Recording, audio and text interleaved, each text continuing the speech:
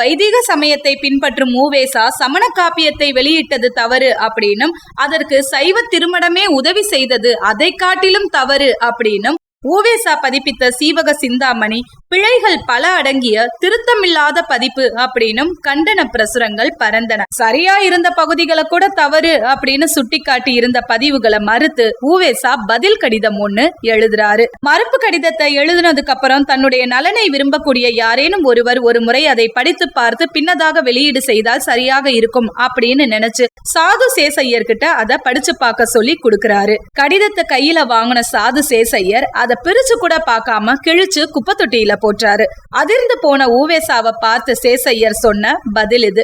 இந்த கண்டனங்களுக்கு எல்லாம் நீங்கள் பதில் எழுதினால் உங்கள் எதிரியின் பெயர்தான் பிரகாசப்படும். உங்கள் பதிலுக்கு அவர்கள் மறுப்பு எழுதுவார்கள்.